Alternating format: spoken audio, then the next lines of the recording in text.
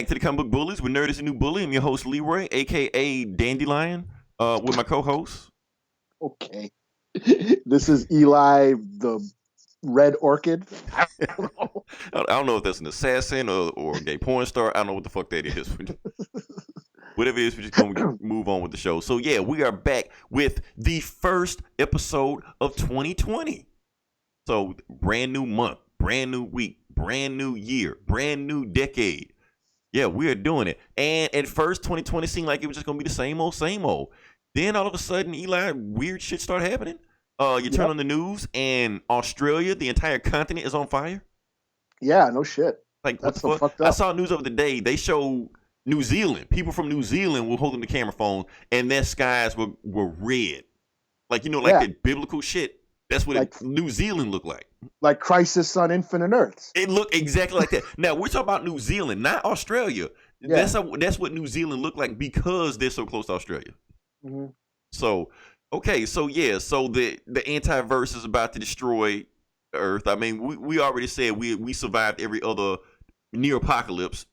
1999, 2012, 2016, but we'll go past it. We might not survive 2020 with the way we're going now. So if anybody that has been under a rock, and we're not gonna deep dive into this shit at all because it's so much shit still developing right now. We don't know what the fuck's going on. We won't, and by tomorrow coming, it'll be something else new coming on. But everybody knows about the other shit that's going on. Yeah. I'll just go ahead and say it. Yeah. Apparently, we bombed somebody, and when I don't know who is this we, because I was at home playing Xbox, so I don't know what the fuck. I didn't do shit. But they keep saying we did it. I wasn't there, so I don't know. So somebody got bombed in Iran. Say it right. If some shit pops off, we don't need to keep saying Iran. Please understand who we're having trouble with right now. I hate you, fucking Iran. Nope. That's why they hate us right now. We can't even say their fucking names. So, all I know is that Eli, I don't know who the fuck this guy is, but I saw his funeral today on Sunday morning. Did you see it? I saw, yeah. So it was like thousands of people out in the streets for his funeral. I'm like, oh, this guy is a big deal. So, okay. Yeah, they're pissed. They're pissed. In their parliament today, they were shouting in unison, "Death to America." Mm-hmm. The government, not people, the government was saying that. So, and I hate to do this, but yeah, we got to keep going on this because he's actually on Twitter instigating this shit even more, saying how he just spent $2 trillion on weapons, and if you do anything to retaliate, he's going to show you what these weapons. So he's basically on Twitter like he's Tupac. Yeah. Like, what the fuck? And we know. I said we weren't going to do this, but we know why he's doing this. Oh yeah, we know. We know why he's doing this, but we're not going to go into detail about that. Like I said, this is just insanity going on right now, so we're not going to talk too much about it because you didn't come here to listen, like the listeners, the viewers, the fans, whatever. You didn't come here to listen for that bullshit. You came for escapism. That's what we're here for. Yeah. So we're going to talk about some completely other shit, and we're going to go from there. So, let me say it. Oh, I feel like something else had happened, Eli. What else? Oh, yeah. Let's talk about some good shit, man, before we move on to the actual podcast, because some actually good stuff that happened with you. Really? Yes, you. Specifically you. Really? Yes. I got rear-ended the other day, and my hip hurts. I mean, besides that, we're trying to lighten the mood, Eli. You bringing this shit down. My light bill. Well, my lights are out right now. You know? Man, it hurts to sit. That's how fucked up I'm recording the podcast in my car, but I'm sorry to hear all that, Eli. I feel your pain. So hopefully you can, because this is supposed to be like the New Year's resolution. You're supposed to be in the gym right now. No, I can't move. Okay, well, hopefully you didn't make a New Year's resolution like everybody else did. Everybody's like, I'm gonna get swole for the gym, and 2 weeks later nobody gives a shit anymore. I'm too old for that shit. You're not even gonna at least try, at least pretend. Yeah, I barely celebrate my birthday. I don't give a shit about the New Year. Like shit just happened and it's it. But the good news I was telling you about the playoff game today. Oh yeah, that was nice. You forgot. That was a surprise. Here's the thing about it. Okay, because it was the Vikings versus the Saints. Now, I'm from Mississippi, and damn near everybody in Mississippi is a Saints fan. So when the Saints lost today, like my timeline was sad. They were like super sad. It's like Popeyes ran out of chicken sandwiches again. Like that's sad, you know. And then here you come, shit grinning from ear to ear, with Viking shit all over you. Just like I'm like, oh wow. Like I just wish you could have seen my timeline. It felt like you were laughing at everybody. Yeah, that was my surprise. Like holy shit, we won. I was like, you know what? Hey, it's going to be the last Vikings game of the year. I'm going to have fun. And then, whoa, holy shit, we won. I didn't expect to win. You never know. Nobody expected us to win. But we did. And we almost didn't win because that's classic Vikings for you. They fuck up right at the end. You know, Saints fans always saying the refs cheated, something like that. It wasn't no bullshit like that. But that fucking offensive pass interference. Fuck that shit. How the fuck you gonna interfere your own pass? That's bullshit. It's a bullshit call. Oh, he pushed me away. He said, but you're trying to fucking, you're all over him. Fucking. And then on top of it, the play before that, they fucked themselves over. Yeah. They got an offensive penalty on themselves, like when they had the ball. Yeah, fuck that shit. Yeah. No, so, like I said, I don't have a dog in the race either way. So, whoever would have won, I would have been satisfied. All I know is that if the Saints would have won, there would have been a shit ton of Super Bowl parties somewhere in my area, and I just could have went there and eat. But when the Saints don't win, nobody gives a shit about throwing Super Bowl parties, so I'm just going to go hungry. So I'm like, fuck. Oh, yeah. You ain't eating now. I'm not eating now. For you. Now, there was a cool time. Okay, the Saints went to the Super Bowl, I can't remember, 2009 or some shit like that. I don't know when. If I fucked it up, whatever. Yeah, when Favre blew it and it was against the Vikings. It's always against the Vikings. See, now I'm opening old wounds, okay? Yeah, I remember that game. Now here's the thing. Here's what happened in Mississippi, and I'm gonna actually call out the company that did it, the store that did it. Name of the company was Cowboy Maloney. It's basically like a mom and pop TV shop around here back when that was a thing back in 2009. And basically what they did, like the owner of Cowboy Maloney said, if anybody that bought a TV from the beginning of the playoffs to the Super Bowl, if the New Orleans Saints win the Super Bowl, I'm going to give you all a refund. Like, wait, what? Yeah, I'll give you all a refund if they win the Super Bowl. So the news got so big, the NFL actually invited the owner of Cowboy Maloney out to the Super Bowl. And I'm pretty sure he was like sweating the whole thing, like, please lose, please lose. Like, let me break Drew Brees' knee or something, shit. Yeah, so, but of course, history shows that they lost. But anyway, like I just thought that was a funny story. Every time I see the Saints win, I want Cowboy Maloney to go do it again because that's great publicity for him. He got nationwide, publicity for that. So I don't even know. I'm sure the Saints fans were still a little peeved over the Minneapolis Miracle from a couple years ago, where Well, I think they're really pissed from last year when they completely got fucked over. I think that was a pass interference call also. Oh, was it? I think so. It wasn't against the Vikings, though. It wasn't against the Vikings. I can't remember who it was. Like I said, I'm not a Saints fan. I just remember that anyway. Yeah. Anyway, we're talking way too much about football. We are not talking balls. No, we're not. We're not. Yeah. But it was a nice surprise. It was a nice surprise for me. I was like, oh, shit. I get to watch another game next week. Like I said. And then that'll be it. Right. I don't care either way. So I guess we could just actually move into the podcast. This is actually a special episode where we're doing, like I said, last decade. We did a end of the year special, best of the year special. So this decade, we're gonna do a best of the 2010s decade, because like I said, a whole decade has passed. We just can't, just let that breeze by and just forget about it because most people are. We're going to reflect. We're going to review. We're going to recap and see what we thought about the 2010 decade and what our favorite takeaways from it. Before we get into it, we're going to actually talk about the box office numbers. Okay. So, Eli, give it to me. What is the number one movie of the week? Is it Star Wars again? It is Star Wars again. So, over under $1 billion, Eli. I hear it's nearing $1 billion. I hear it's making money. It is. Yeah. So it's 900 million or some shit like that. Holy so it's not quite really? $1 billion. Not quite $1 billion. It's close. It's close. In like 2-3 weeks now. I think it's like its third week. I think it's the third week out. So that's not bad. 900 million in 3 weeks. So, and I haven't checked to see if it's been released everywhere, anything like that. I'll check it later on. Box Office Mojo has screwed up their site so bad, I don't even like fooling with this thing anymore. They want me to pay now. I'm like, When Gomer pays us for this shit, then I'll start paying for that shit. Number 2, we have Jumanji: The Next Level. We have 3 Little Women. Okay, didn't know that. Oh wow. Yeah. Number 4, The Grudge. I had no idea this was even out. I didn't know they remade this movie. Yeah, my kid wants to see it. He was a huge Grudge fan. Which one though? All of them.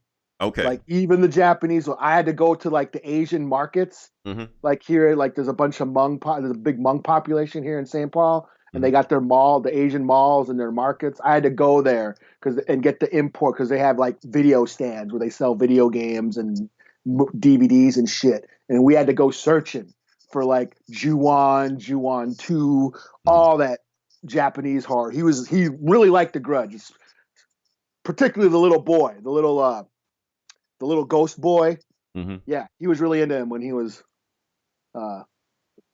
younger. So, well, who was in first? Like Sarah Michelle Gellar? Yeah, the remake, because the American remake had Sarah Michelle Gellar, and I fell asleep on that one. I didn't know what the fuck was going on.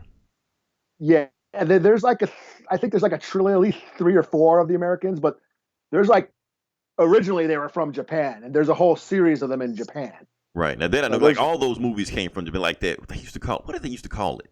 It's a special name they used to call like those J-horror, I think. I think J-horror, that's what it was. That, yeah. The Ring, The Eye, some Jessica Alba played in. Yeah. Yeah. All that shit. And they were big for a while, and then he just kind of went away. Yeah. That's what happened. Yep. Okay. Number 5, we have Frozen 2. Still hanging in there. Number 6, Spies in Disguise. Like I said, saw that. Yeah, it's okay. Number 7, Knives Out. Knives Out still hanging in there. Good. It was nominated for a bunch of shit at the Golden Globes. I bet it was. Yeah. It's $240 million, but like I said, it's not like it's got any special effects or No, it's just actors. Yeah, so they probably just pay Daniel Craig most of the money anyway. I heard they even might be making a sequel. Oh really? Oh. Yeah, I heard Daniel Craig wants to make a sequel after this James Bond shit is over. What do we got? Spies in Disguise, Knives Out. Number 8, Uncut Gems. You said it was a good movie. Yeah. I'm hearing I think it might be like that studio's highest grossing movie. Period. Oh yeah, the A24. Yeah, that one. Yeah. Number 9, Bombshell. I think I want to see that. I think I really want to see that. Yeah, it looks cool. Looks interesting. Yeah. And number 10, Cats, still hanging in there. Like I said, nobody's seen it. Nobody cares to see it. So yeah, that's it for that one. So yeah, like I said, that's the box office numbers. I was gonna put like the best box office numbers of the decade, but I don't have the numbers in front of me right now. Actually, you know what? I think I do have those numbers in front of me right now. Let's see if I can see how fast I can pull this up. Do we want to talk about the Golden Globes at all? We can. Well, you can, because I didn't see it. But yeah, I mean, you can fill me in on some of the Golden Globes. I only saw like the very end of it. First off, this is what I want to know. What the hell did Ricky Gervais say? Oh, holy shit. He was hilarious. Okay. Because I'm hearing he got he's getting a lot of controversy right now for some shit. I'm sure. And that's the only reason why I watched the shit. I didn't plan on watching the Golden Globes, but his opening was so fucking hilarious that I sat and ended up watching. And I know it'll be on YouTube all over the place, yeah, tomorrow. Because I fell asleep watching the next game after the Vikings, like Seattle and I think Philly were playing. And I fell asleep during the second half. When I woke up, it was just getting over, and I got up and I was like getting ready to eat and shit. And then the Golden Globes came on like right after the game. And then I heard his opening monologue and I was like, damn, he was fucking hilarious. Oh, he was talking so much shit. He roasted Hollywood. It was fucking hilarious. I'm saying, what did he say? Did he say anything like specific on there, or? He basically he said something about Epstein didn't kill himself, and then and I know he's all your friends. He said shit like that. He talked about Marvel. He talked about how he's like, yeah, all actors can't get, there's all they can do now is play superheroes and shit. And there's like, they don't really act anymore. The job is going to the gym and taking steroids, so they can fit into those tight costumes and shit. It's like, they should just come out with an award for best jacked up junkie or whatever. Wow. He said some more shit about, what's the the chick, is it Judi Dench? In Cats or something. Oh man, but they blurted it out though, because he swore. Yeah, because I know a couple times he's sworn that because when I heard, I guess they have it delayed because of him. They don't know what the Yeah, fuck he's gonna do. yeah. He's like, it's my last time hosting this. I don't fucking care. Yeah, he said he talked about Disney, Amazon, Apple. You guys, because he talked about, guys are making all these woke shows, but meanwhile you have like sweatshops in Indonesia. He was telling all the actors, so all you actors who come up and start giving your thank you speeches, don't say any political shit because it doesn't. Because you work for a bunch of companies that do all this shit. Right. Yeah, it was Weinstein's funny. gonna be back in business sooner or later. So. Just get your award, thank your agent, and fuck off. Yeah, it was funny. It was brutally honest. It's what we all think, and it was hilarious. And that's, you know what? I'm gonna watch this now. No, because I'm pretty sure it's gonna be everywhere. It's gonna be everywhere tomorrow. I'm sure it was funny. But for comic book news, it's big for comic book fans. You guys can feel legit now. Joaquin Phoenix won Best Actor for Joker. Pretty good. Okay. Yeah. And of course, he did get up in his thank you speech. He did, say some political stuff. you know that was going to happen. So. But Joker was nominated for a bunch of shit. I think you said it won best score, best soundtrack, best original score. I think it was nominated for writing, and Todd Phillips was nominated for directing, and I think it was nominated for best drama. I think, but it won best actor and original score. So, there you go. A comic book movie is considered real cinema. Only one by the Hollywood elite. Yeah. One could just squeak by. It reminded them just enough of a Scorsese movie, so it could get by. No, Scorsese was in the audience with De Niro, and that's what he said. He goes, "Yeah, Baby Yoda's in the audience." Oh no, that's Joe Pesci.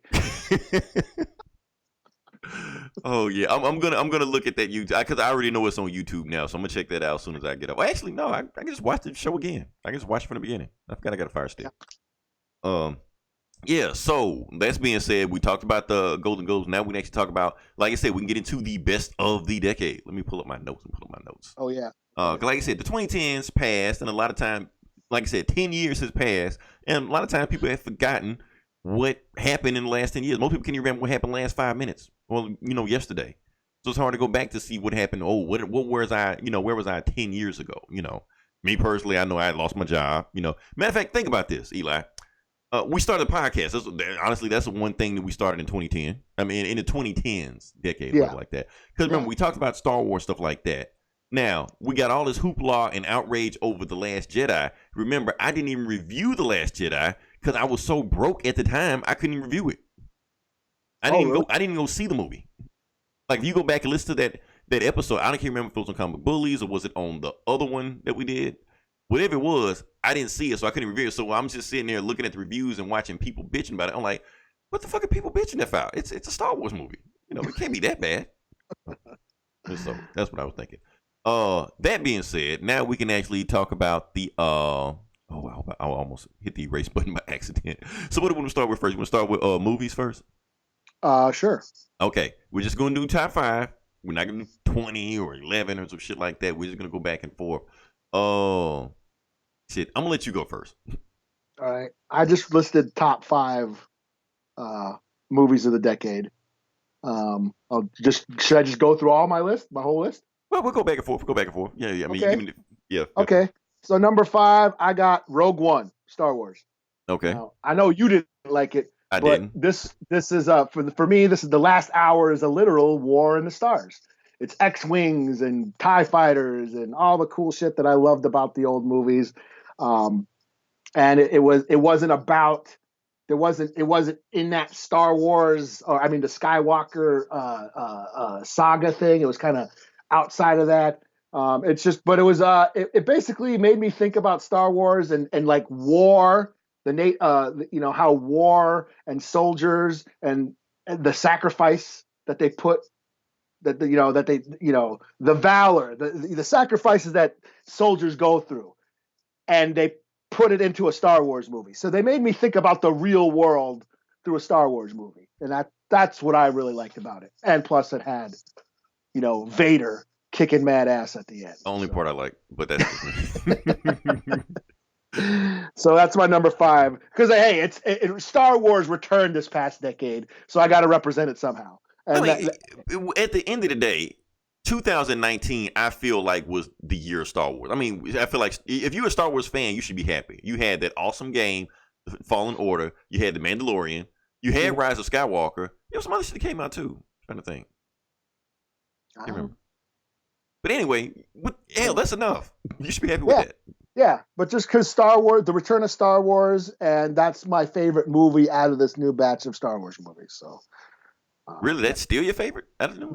Yeah, I love that. I love that shit. Okay, it's got no lightsabers in it either. Okay, that is true. It's just got Donnie Yen doing the. Oh, I'm glad you talked about the Rogue One. Like I said, I don't like the movie, but I did watch it. Matter of fact, I marathon Star Wars. The whole thing a couple days ago. And it was one thing that Donnie Yen said that actually jumped out at me. Okay, So remember George Lucas had this crazy ass idea of what he wanted for the new trilogy. He was like the wheels, that the people to make the Force and shit like that. Guardians of the Wheels, Yeah. Donnie Yen says that. I'm like, wait, what? Yeah. Okay, now because that was never mentioned any EU or anything like that before. Like, there's some shit out of George Lucas' crazy ass mind, right? I think it was like in his first script. It was like called the Star or something, the Journal of, or something about the life and times of Luke Starkiller from the journals of the Wills or something, episode whatever, the Star Wars. That was like his original title. Oh, okay. In the day, yeah. And but that splinter of the very first Star Wars novel, like the sequel, you want to count as a sequel, was called Splinter in the Mind's Eye, which was released right after the original Star Wars movie, and that was about trying to find a kyber crystal, and them Vader chasing after Luke and Leia and them, and very old book, Splinter in the Mind's Eye, but that sort of references that too. So it's just weird. It's like they're not using the EU, but they're using the EU. Yeah, they are. They're borrowing bits and pieces of it, the old stories, the legends. Yeah, I'm starting to notice that now. Okay. Oh, it's time for me to go. Okay. Yeah. Number 5 of the decade, Black Panther. Okay. I know you didn't like the movie. I liked. What the hell? I'm just saying, but I started looking at the movie and I started just really analyzing the movie and thinking about it. It's one of those movies that I did like it sticks with me. Basically, my top 5 list isn't about awards or anything like that, or screw the box. I'm like what movie did I watch the most? Like, what movie did I just keep repeating over and over again, just watch over and over again? Like, which movie did I marathon? Black Panther's on that list. Like, out of the top 5 movies, is one of those lists. It's one of those movies that like really made me sit back and think. Visually is what I want to see. It spoke directly to me. Like I said, I wanted to see a black utopia on screen. I saw that. I saw Michael B. Jordan really put a really great performance in there where he played Killmonger, like one of the first good Marvel villains. Yeah. Where he was so good, he actually made you think like, damn, maybe he has the right idea and the good guys have the wrong idea. It made me think about it like that. Yeah, they should have had a hashtag Killmonger was right. Right, that's one of the name by episodes. Yeah. I mean, like I said, for a point, he made some good shit. Then he kind of went off the deep end and started saying some insane shit. But the point was that the point that the good guys have was the wrong point. Yeah. They needed to be somewhere in the middle of that. And at the end, he made them realize, okay, maybe I do need to, think about what I'm doing differently. Yeah. And it brought to the point. First, just the movie itself. Like I said, the beginning, first act of the movie was a James Bond movie. For me, if it was just that, I would have been satisfied with that. Second movie, it changed. Killmonger came in, started saying, y'all are fucking up. Y'all did this to me and all of that. You're not protecting it. And I'm like, oh, okay, this movie is like really going there. Yeah. Now, the third act just turned to another Marvel movie. I was fine with that. I'm cool with Marvel movies. So me just watching all that, put it together, I was satisfied with it. I was happy with it. Watched it over and over again, especially since, I think I went to see the movie like 4 times in the theaters. Mm-hmm. Not because I'm woke or anything like that, because at the end of the day, like I said, it's a comic book podcast, and Black Panther is one of my favorite heroes. Like, I'm not one of those people that just never heard of him and just want to just see. No, I was a fan of the comic of the lore. Read damn near every Black Panther comic that was out until this coat shit came out or whatever. But up until then, I read everything. So I'm sitting here looking at I'm looking at the movie and seeing all the comic references in there. So they're speaking to me. Oh, that came from Don McGregor's run. Oh, that came from Chris Priest's run. Oh, that came from Richard Hudlin run. I even see some influence of Coach runs in there. He just came in. And so I'm seeing all this stuff, seeing Shuri. Just talking about the movie now is getting me excited. 5. Okay, you go. No, I know. We can talk about it now because no. We're not gonna be here. This is not gonna be a Black Panther podcast. I have other movies I want to talk about too, and I'm probably gonna get just excited about them too. But no, I'm gonna say Killmonger made that movie for me. I mean, especially that museum scene, because for me, what I liked about it touched on Native American issues more than most movies do. Mm-hmm. You know, that scene where he's in the museum, that's patriation. The repatriation, that's the native artifacts. That's dealing with taking back our artifacts that are in the museums. Because we deal with that. And natives, that's a native issue. And this whole thing, that resentment he had towards Wakanda, that's the same. That's like that deals with our blood quantum and how some natives can't even be recognized as and become part of a tribe because of their blood quantum. And and that's how you looked at it, and how I looked at it is like how African Americans can't go back to Africa. Yeah, and and in the end, Black Panther kind of made me sad for American Black people. Yeah, because y'all don't have traditions. You can't go back to those African roots and your ceremonies and your tribal ways like natives can. Because like our last names came from our slave masters. Yeah, our native ways still are rooted in this continent. So we have our language and our traditions and our cultures and our ceremonies, but you guys had to make up your own. You know what I mean? Yep. You and that was lost. So I can tell how much it meant to this, even though it was a fantasy, it was a made up country, but this was all about what if. Right, there was no colonization country that wasn't colonized, right? Yeah, what if there was no colonization, and what if Black people prospered? And it was powerful. So yeah, I know a lot of that symbolism kind of flew over people's head, but I thought, and another thing, like you said, like Killmonger, a lot of people saying Killmonger took over the movie, and like the actor played the child kind of played to the background. That was purposeful. That was done on purpose, because the thing of the movie's called Black Panther. It's not called T'Challa. So the movie, in my opinion, was about the mantle and what people that are in the control of the mantle do with that power. The movie is about T'Challa. The movie is about Killmonger, and the movie is about T'Chaka also. All three of those kings and what they do with their power when they're in the seat of the power. So the Black Panther mantle is the star of the movie, not T'Challa. That's what I got from it. And you needed Killmonger to check that fantasy. Like, okay, what if there was a country, this isolationist country, rich, prospering African country that ignored the plight of Black people around the world? How fucked up would that be? And I even made that comparison before. Like, okay, in a fantasy setting, that's what we're talking about. But in a real world setting, you can also make that seem like, what about prosperous Black people that are millionaires that turn their back on the community? Yeah. Oh, I had my money. I came from, this neighborhood. Like all these NBA players and football players like that, they get all these stuff like that, and they never go back to the neighborhood they came from. Mm-hmm. Never give any money back. Never give any money to the country they came from. And they pride themselves on not coming back to that. So you could look at them like Wakanda. Oh, they're living in this utopian society, but what about the people that you left behind? Yeah. Oh. Or like for natives, it's casino reses. I mean, everyone thinks we all got casino reses. No, we don't. Right. And there are casino reses that basically lock their memberships of, nobody can join our member, or nobody can join our tribe, because then we got to share the profits. You know what I mean? So, okay. So, like I said, it was one of the most native movies I've seen in a long time. It was one of the blackest movies I've ever seen. So, yeah. Okay, we can move on to number 4. Number 4, number 4, I got The Raid. Okay, cool. Your list is like way more refined than mine. Like, yeah. Well, I go by. Well, yeah, I've seen this movie 1,000 times. I love it. Both movies, The Raid Redemption and The Raid 2. Mm-hmm. But I'm also going by influence of this decade. And you're right. It was there. I never seen the movie myself, But even I know of the influence that the Raid had. Yeah, without the Raid movies, you got no John Wick. You got no Daredevil hall fight scenes. You don't got a lot of fucking the stunt choreography and the fight choreography we see now. Captain America, all that shit.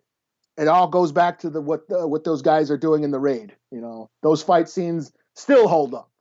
It's just the next level of action cinema. So I got the Raid number 4. Okay, Eli, you about to hate me. Okay. Here's my number 4. Batman v Superman. I don't care. I don't care. Well, God bless you. I can't leave it off, man. Look, I can't leave it off because I'm looking at how, like, all the movies that I've seen, like, multiple times. I can't count how many times I've watched this movie. I'll sit there and just marathon all the time. If I'm going on a trip and I got to go from here to Florida or Texas or Atlanta, the first thing I do is I need to download a movie so I can watch it. What do I need to download? Batman v Superman, but not just the regular Batman v Superman, the ultimate 3-hour cut of Batman v Superman. And I'm watching it the whole way through the whole time. I watched the movie so many times, Eli. I can quote the movie. I wrote all kind of think pieces on it. Look, I understand the movie has flaws. I get that. I'm not saying it's the perfect movie. Everything that people are saying bad about the movie, I completely understand about it. I'm just saying what I like, what the movie speaks to me about it. Maybe because I'm just such a Superman fan, just seeing a live action Superman, it sells me on it. I don't know. Maybe I have Stockholm Syndrome. I don't know. But it's there. Ben Affleck, to me, is the best Batman of all time. Yeah. That's my Batman. The warehouse scene that was in there, that's the best Batman live action scene that's ever been made. True. True. I don't even hate Lex Luthor. Let me back it up. Because I know I'm losing some people when I say this. Okay. Yes, it was a bad performance. But I understand what they were trying to do. I understand they were trying to turn Lex Luthor into a Mark Zuckerberg. I also understand that in the movie that they were trying to make him like a wimpy dude in the movie, but the more the movie went to the end of it, the more he started showing himself being more confident, more sure of himself. Basically, he was putting on an act. And that was the whole point of him. He was in dual identity just like Batman and Superman were in dual identity. I can talk about this movie all day long. You know what? I don't really mind Lex Luthor. Mm-hmm. I don't mind a lot of that movie. Well, yeah, I do. It comes down to like pacing for me. I agree with you. Yeah. I understand. Like I said, if people don't like the movie because of this, and to be honest with you, the theatrical version of it, the pacing is horrible. I walked in the movie like, oh, that shit's horrible. But for some reason, the 3-hour version of it works for me. Like all the extra stuff they put in there, like all the extra beginning in Africa. Because honestly, I thought that the African scene at the beginning with Superman fighting that warlord, I thought that whole thing about it was brilliant. The whole scene about it was brilliant because it brings up an interesting conversation. Like, okay, they didn't really go into detail about what they were doing, but basically the CIA was supplying that guy. They were supplying the African warlord, but they didn't want anybody to know. So when Superman went down there, he's fucking with the CIA, but he doesn't know it because they have a guy down there because they know he's trying to stabilize that regime because the guy that's after him is way worse than him. So they put that guy in power for a reason. But when Superman goes down there and beats up that warlord, all they're gonna do is just put an even worse guy in front of him. So Superman is fucking with world politics, thinking he's doing the right thing, but he's really not. So he's actually causing problems in the planet just by even existing. So I thought that was a pretty interesting thing that, Zack Snyder or whoever wrote that shit, I don't know, put that out there. Did they capitalize on the idea or flesh out the idea as much as they should have? No, I agree with they didn't. But like I said, it's enough of that movie that really made me just like, I can just watch the movie all day. Look, Wonder Woman's in it. Gal Gadot, she was awesome. Her theme song was fucking awesome. That fucking guitar riff when she just slicing up Doomsday and shit. You can pause that movie at any time and everything looks like a comic book panel. You can pause at any time, doesn't matter. So, like I said, top 4. But we can keep going. Okay. Well, bless your heart. I know the higher we go up, the more I'm going to lose you. I know. Yeah. All right. What are we on? Number 3? Number 3 now. Number 3, I have The Revenant. Yeah. The bear movie? The bear movie, Bear Fucker. Yeah. Okay, yeah. Leo DiCaprio gets fucked by a bear and left for dead. Well, I'm so.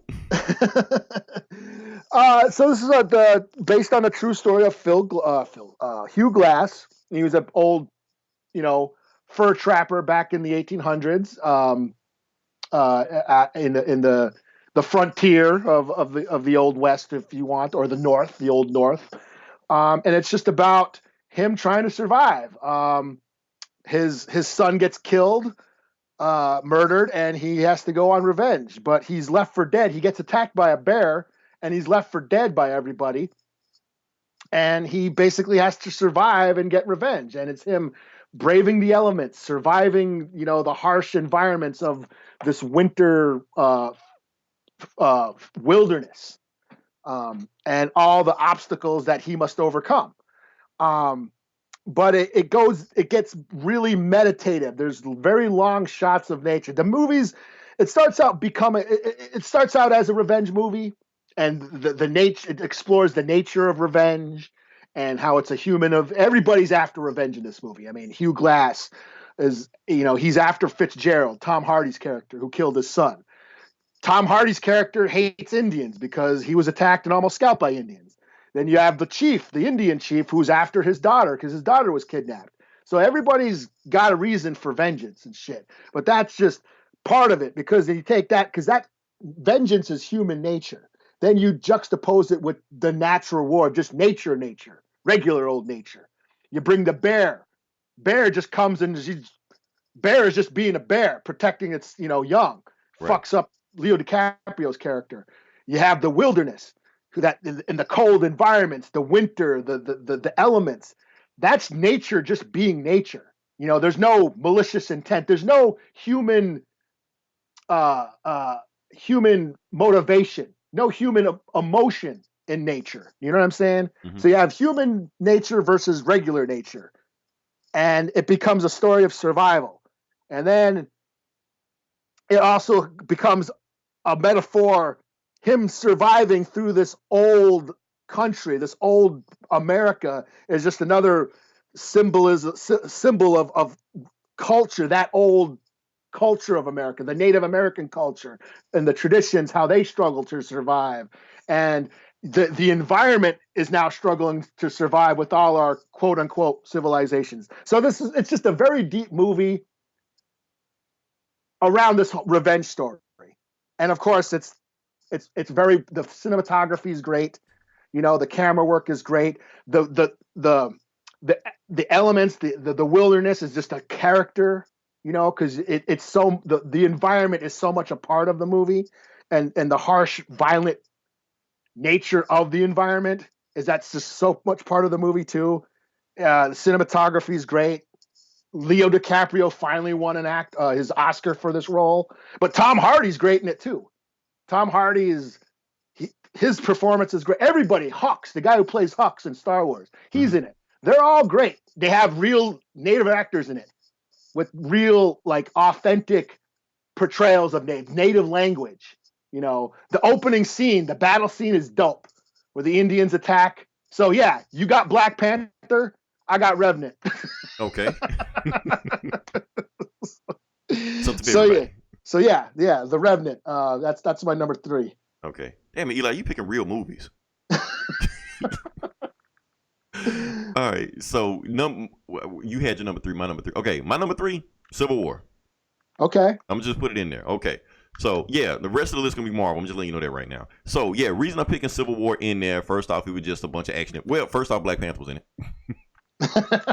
Then, like I said, it was a bunch of action in there. And one thing I like about it, that the actual conversation that it brought up with people about the opposing sides of Captain America and Iron Man, I knew it was effective, because I heard people arguing on both sides. Like, why are they arguing? Of course, Captain America's side makes the most sense. Why are they arguing? Of course, Iron Man makes the most sense. I'm like, well, that's why they're arguing, because you two are arguing over it. Of course, they're going to argue over the situation. But just, like I said, just the fact that it's just the first time I saw, at the time, it was the most comic book movie I've ever seen. You just had the parking lot fight with all this shit going on all over the place. I actually, looking back at it, I actually like what Zemo was doing. And if you think about it, Zemo actually wasn't even really a villain. Because he was just responding to the shit they were doing, just, blowing up Sokovia and shit like that. And he realizing that, okay, if you guys, like, just like the government's trying to put checks on you guys, I'm trying to put a check on you also, but I'm just doing my own way. So, yeah, I'm still putting up there. And maybe because Spider-Man first time in the MCU, I don't know, it just tickles my brain, the way all that shit was just in there. I don't know. It speaks to me. So, yeah, number 3. Well, Civil War had everybody debating. Yeah. I remember when it came out, we all debated who's right. Cap right? Or is fucking... And that's when we had Eric on the show. He was debating. Yeah. We were all... It basically raised all this political issues that we all didn't... not everybody agreed on. And that was the point of the movie. Right. Everybody has a relevant point. And how do we compromise? And it was... What was sad is because Cap and Tony couldn't compromise, and that's why they fought. Right, and then not only that, it also ties into other stuff that was going on in those movies also, because Cap and Tony, if you look at those other movies before they were in there, they had some like secret animosity against each other. Yeah. Because Cap was looking at Tony like, oh, you just another spoiled, rich, pretty boy, just like your dad was. I don't really have too much respect for you. And Tony is looking at the guy that his dad has always compared him to since birth. The guy that he could never measure up to. So they've always had some animosity before him. This movie, when they actually fought, just brought that shit out. Yeah. And so it just came to a head. So yeah, that's why my number 3. Like I said, I watched the movie repeatedly so many times. Yeah. No, it's dope. Oh, okay. even the opening scene with they false crossbones, man. That could be a ending movie in one of those lesser movies like Ant-Man and shit. That could be the ending scene. Yeah. So yeah. Okay. The Cap movies are like my favorite movies. They're the best movies because they go all out. Okay, number 2. Okay, my number 2 is I got Avengers, the first one. Really? Okay. Yeah, and this is If I named every comic book movie I loved, I'd have your list. It'd be nothing but comic book movies. Right, because you have to be the real movie enthusiast. We can't both be like geeks over this shit. Avengers basically covers Marvel.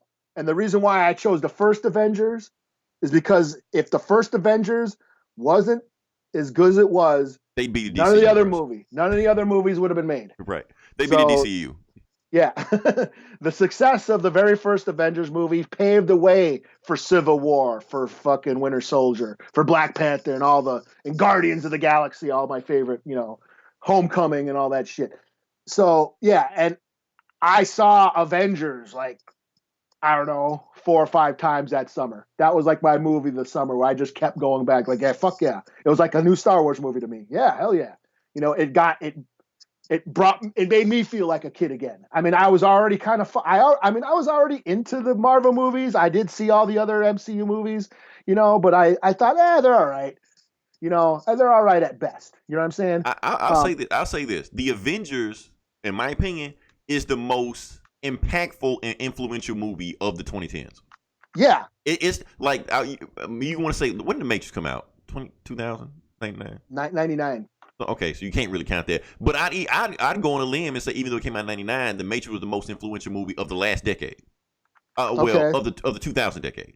Yeah. Now, The Avengers was by far the most influential movie of this decade, because this is the movie that just made, superhero movies are the thing. Because superhero movies always been around. Like Spider-Man movie might come out every now and then, X movie might come out every now and then, but they didn't just dominate. Yeah. We had those shitty Fantastic Four movies. Yeah, and shitty that no one gave a fuck about. Green Lantern, some shit come out, Ghost Rider, But when Avengers hit, it's just like, okay, this is the theme now. Like, we need to start chasing the Avengers. So and it wasn't just superhero movies. Regular ass movies started, we need to be like the Avengers. Mm-hmm. Fast and the Furious was a movie about car thieves that tried to steal VCRs. That's what the first movie did.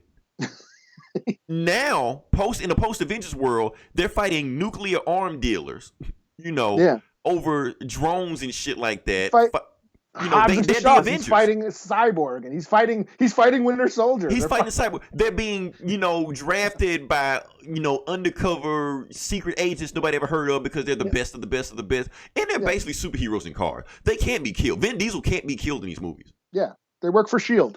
Basically, yeah. So they went from car thieves to basically Avengers. Yeah. You know, and it's so many other franchises just like too. Everything has to be a cinematic universe now. You know, what was that Mummy movie or some shit? Yeah, that tanked. Yeah. Right, because we gotta be, you know, so the Avengers started shit like this is what every movie has been chasing now. Good or bad. You can argue over both whether it had a good influence or a bad influence, but it's still either way the most influential movie of this decade. Yeah. It was like what you said, lightning in a bottle. Yep. If Avengers bombed, that would have been it. You know, that would have been it for. I mean, they might have still made Marvel movies, but would we give a fuck? Would Endgame made $1 billion? You know what I mean? Right. Because honestly, when the movie came, it was a movie that nobody thought would work. They were like, "There's no way this movie can work," and it worked.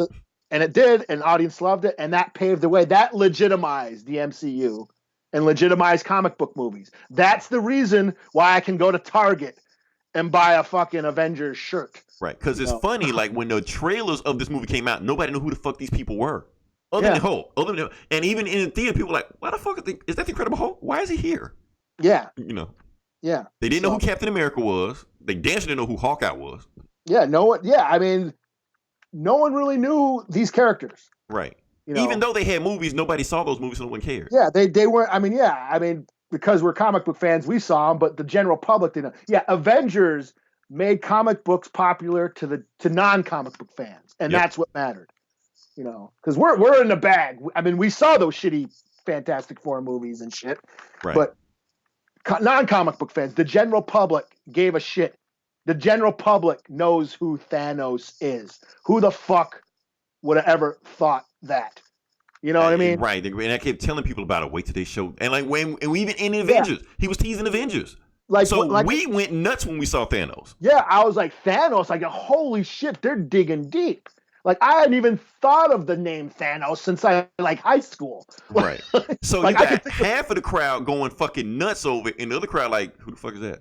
I like Thanos, like, really? Holy shit. Like, I could think of like 10 other Marvel villains before I think of Thanos. Right. You know? I mean, I didn't understand the licensing at the time and like, you know, all that shit. Like, where's Dr. Doom? Where's Magneto? And blah, blah, blah, blah. You know, but where's Kang? You know? Right. They had to go with the guy that they had the rights to. Yeah. And I was like, but Thanos, like, damn, that's like a really deep pull. Right. You know, but now everybody in the world knows who the fuck Thanos is. What? You know? It is weird. Like when in movie, every girlfriend asks their nerdy ass boyfriend, "Wait, who is this?" Yeah. I'll explain it to you after we get out of the theater. You know. And it all goes. That's another influence. The end credit scene. Yeah. We are so programmed for that now. We'll watch a romantic comedy and stay after the end credit scenes just to see, just in case something pops up. Yeah. You know, they're not gonna have a sequel to Book Smart or some shit, you know? Yeah, but it all goes back to the Avengers. The Avengers are the catalyst for the success of comic book movies, and that's why it made my list. Okay. Didn't make my list, but I see what you're saying. Okay. Am I next? Yeah. That was your number two? Okay, so... That was number two. Okay, that was your number two, so my number two. My number two is Endgame. Okay. Okay. Now, it's funny because you said Avengers, and I put Endgame in there because... And it's funny if you watch Avengers... and you watch the progression from where they were in Avengers to Endgame, where you got 50 fucking heroes just all over the place, when this movie was just 6. You know, and 6 in 2012 blew our minds. Now we're in 2019, and we got 60 or 100, whatever the fuck is on there, and that's where we're going from that one. And like I said, it's another 3-hour movie that I can watch at any time. It has some of the most awesome cinematic moments that I've ever seen, me personally. Cap catching Thor's hammer, you know, throwing lightning at Thanos, the on your left scene with everybody coming out, you know, all that shit, just great. Even the fact that it's the beginning movie, like a lot of people don't like the beginning of the movie, but I thought it was awesome. Just the fact that just go in there, just kill Thanos, just get up, you're like, where the fuck you going with this? Okay. Then you see, you know, Cap in therapy, you're like, wait, what? You know, but it was interesting seeing them do that stuff because, like I said, Chris Evans is an underrated actor, so he can do those things, you know. Yeah. People upset about, you know, the Professor Hulk. I loved it. I thought it was awesome. I knew that was the only way they can go with it to do Professor Hulk, so I was happy with that. They made Hawkeye cool. What the fuck? People forget about that. You know, so yeah, I mean, I don't think I have to explain this movie too much because it was just an awesome movie. Like the whole theater cried when Tony Stark died. That should be enough for them. So yeah. And that's what Marvel has done. I keep saying that. Marvel made us give a shit about these people. You know, Right. they made us give a shit about character. They emphasized on characters and making them human, and that's why we related to them, and that's why, you know, we identified, and you know why it resonated with audiences, because we cared about these characters. So Yeah, so that's why it's my number 2. So you can go ahead and give me your number 1 movie of the decade. number 1, yeah, this. I was wondering where to put this, and then I was like, "Fuck it, I'm gonna put it as number 1 because it's that badass." Mad Max, Fury Road. Nice. Okay. I was wondering where it was going to be on your list. Yeah, I was like, you know, just because I think it represents that sort of retro trend that's been going on this past. I think retro, Mm-hmm. going back to the past, digging into, like, you know, our dirty past has been like a thing this past decade. I think that part of it is because of the MCU, you know, comic book movies, you know, Stranger Things, going back to the 80s, and just this whole retro thing. And this is another remake. This is a reboot. You know, taking an 80s franchise and rebooting it and making it, but not only did they reboot it, they made it relevant for today.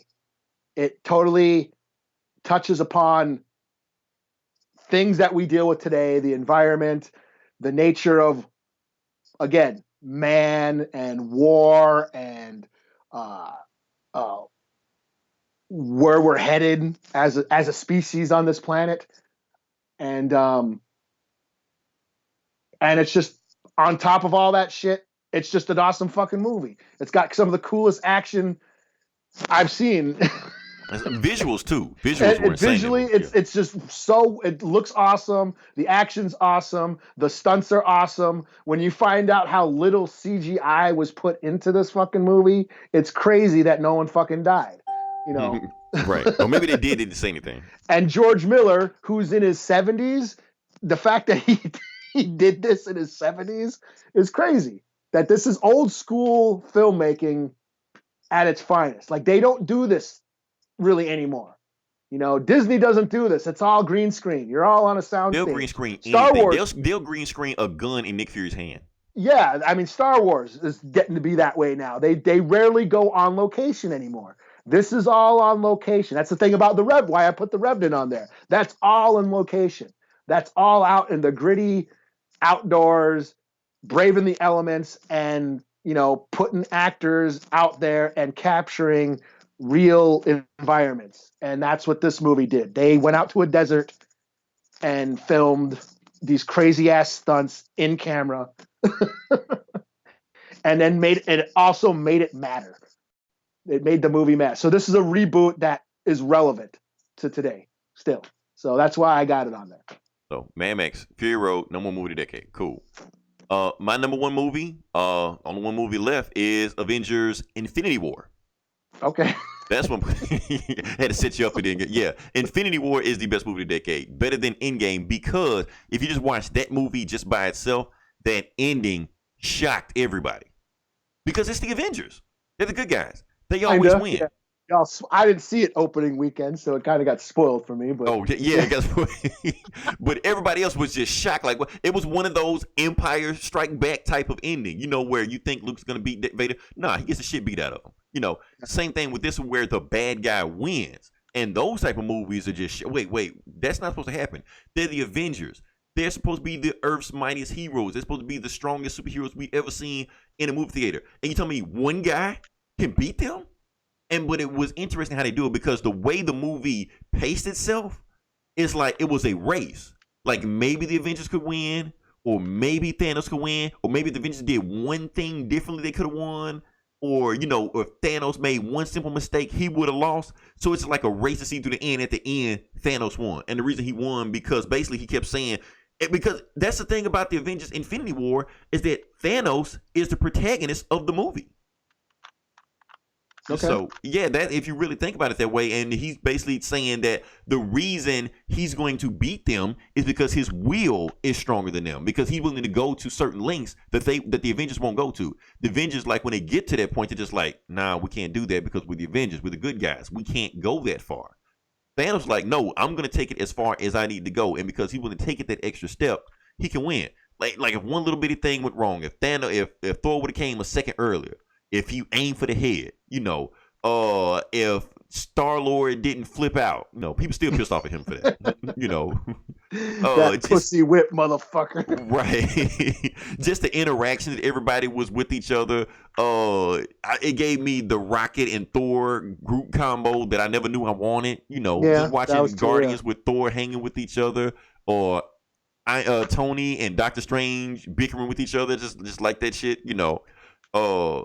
Yeah, man, I just watched the movie just over and over again. Plus, it wasn't 3 hours long. It was a little bit simpler. Get in, get out, and just that shocking ending where everybody's just like, wait, what? Just watching everybody's face in the theater, like the movie can't end like, and then the credits roll. Like it just can't end like this. Yeah, that's it. Go home. That's what I got. So that's our top 10 movies of the top 5 movies of the decade. That's it. So I'm trying to think what we're gonna kind of speed this a little bit more. But I guess next we're going to do TV shows. Sure. Okay, I'll let you go first because I know your list gonna be more respectable than mine. Okay, are we just doing back and forth like before? Yeah, just back and forth. Yeah. Okay, my number 5 TV show of the decade, I got Walking Dead. I knew number 5. I didn't expect it to be that low. Nah, it's Walking Dead. I haven't stayed with it. I haven't watched it after The Watchmen came on. I fell behind. But what can I say? I mean, I'm a horror fan. I love the comic. This was a big deal for me, and I was really into those first few seasons, like religiously into it, and not being able to talk about shit because I had read the comics. That was like that was a struggle. The struggle not to let spoilers away, because all of a sudden the whole world, like non-comic book fans, were all over this shit. And I knew about what certain things that had happened, and I couldn't talk about shit. So that was a good 5 years of keeping my mouth shut. So just on that, it's made my list. So half a decade I spent concerned about this show. So, and it still comes on, right? It's still on, yeah. Okay. So. All right, cool. Number 5, my list. What I got here? Oh, here's the thing, Eli. We're gonna just do shows that came out 2010 and above, because that was one show that I'm mad that I couldn't put on the list. And you know what that show was? This didn't make the list, but it's Community. I got Community on there. 2009 doesn't count. Yeah, but it still came out. They had like fucking 5 seasons though. True. Well, no, they had 6. Does it have 6? Yeah, it did have 6. Yeah, because it came on Yahoo. Yeah, but it was at it came out the end of 2009. Okay, we'll count it. Yeah, since it's on your list, it's on my list, man. Okay, cool. I'm gonna just keep going with my list. What I got in, because I was gonna put it, but I was like, it's 2009. I'm gonna put it. But anyway, number 5, Atlanta. Okay. Yeah. Like I said, Donald Glover has shown that he's just a fucking genius. This show was amazing. It's weird, trippy. It's pretty much just like a open platform where he can make any episode that he wants, and it works. It's just sometimes it's like a love story, sometimes it's episodic, sometimes it's a complete story going on, sometimes it's like a fantasy show, but it's always seemed like it's a narrative that's going through the end of the season, which I don't know how he makes that work, but he made it work. So sometimes there's there's elements of comedy, but then it goes into drama, and there's like that one, like where it almost gets into horror. Right. Like there's some creepy scenes, like Florida Man and all that shit. He introduced the word of Florida Man. Yeah. We didn't know that was a thing until we started. Oh damn, people are crazy in Florida. Yeah. Yeah. So no, Atlanta's great. I love that show. It didn't make my top 5, but cool. That's cool. I'm like I said, I know your list is gonna be more respectable. So you give me number 4. Number 4, I got Rick and Morty. I've never seen the episode, but okay. Animated. It's basically South Park meets Doctor Who. This crazy genius scientist and his neurotic little grandson go on these adventures through time and space and fuck with alternate realities. And it's just a wild, trippy show. It's hilarious, but it also gets very dark, and there's some really dark shit on there where it gets, there's some fucked up. It gets fucked up at times. but it's also it can get really poignant and heartfelt at times too. So yeah, Rick and Morty. Okay, cool. Don't really have an opinion because, like I said, I've never seen it, but I've heard a lot of things about it, especially the stupid shit like Pickle Rick and people are Oh trashing yeah, McDonald's. yeah. Number four, I struggled to put this on the list, but I'm gonna put this on in because it was so fucking awesome. American Crime Story. Now, for those who don't know what that is, American Crime Story was that show where the People versus OJ came on. So, Oh, okay. yeah, that one. So, like I said, it was actually a complete whole TV show. I think it was like 10 episodes for the first one, and then the second season was the Giovanni Versace murder. Now they have a third one coming out this year, but I don't think they said what's going to be. Maybe like Eric and the Menendez brothers. I don't know what it's going to be. We'll see what it's going to be from there. But just the OJ shit alone was just mind blowing to me. It took me back as a 14-year-old, whatever the fuck I was, watching the OJ chase, bringing up some stuff I didn't realize was going on. Really? You're only 14? I can't remember. I can't remember how old I was, and I want to say I was 14. How old are you? I'm like old as fuck now. I'm 40. Oh, really? Yeah. Okay. I'm 45. Okay. Not that bad. Yeah, not that bad. But yeah, so it took me back to that time when I was a teenager and just reliving it all the time and just reliving, the whole thing. It took me back like, oh, then since my mind was so young, it was a lot of stuff I didn't realize that was going on at the time. That it fleshed out a lot of stuff behind the scenes. It didn't never came out right out and say, did OJ did it? But at the same time, it kind of said, yeah, OJ did it. Basically, Robert Kardashian was a piece of shit, even though rest in peace. Basically, that's what broke up the Kardashian marriage. It's so much crazy stuff that happened there when you connect the dots like, oh, man. Okay. Hell, one of the Kardashians might be OJ's kids. All kind of crazy shit. Really? Yeah. The one that don't look like the rest of them. That you can tell. You look at me like, yeah, it's you. Yeah, but that's why it's on my list. So, yeah. All right. So my number 3, I have Game of Thrones. Okay. Last season, the last few episodes of the final season might have dropped the ball. Yeah, I thought it was gonna be higher on your list. But I gotta admit, the show was dope. It was something I look forward to every year for a lot of years this decade. Sparked conversations. Brought again non-geeks together. My sister, who doesn't like any of this shit. She's not into comic books or fantasy or Lord of the Rings or any of that shit, but she got into Game of Thrones. All of a sudden, she's talking about dragons and fucking magical spells and shit. But the show really dove into the characters and why characters did things. And it was just very riveting television for a long time.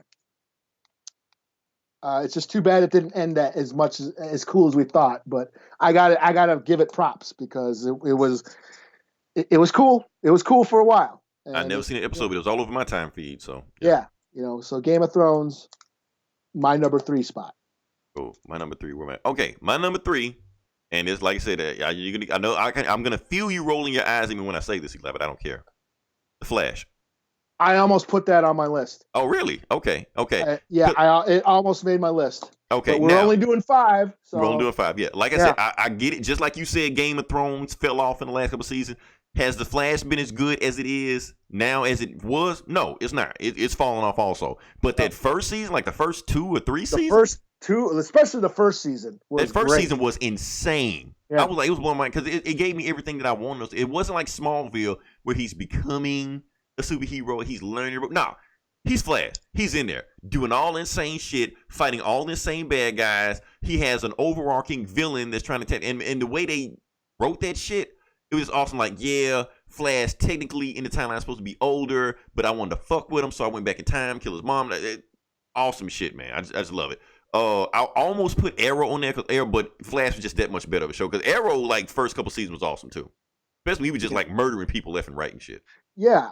I was tempted to put one of the CW shows because I was into those shows for a long time. Yeah. Until like the last few years, I haven't really watched any of them. But Yeah. But out of those ones, it would have been the Flash. Yeah, because the Flash was a much better show out of the first season. One of my favorite single seasons of TV ever.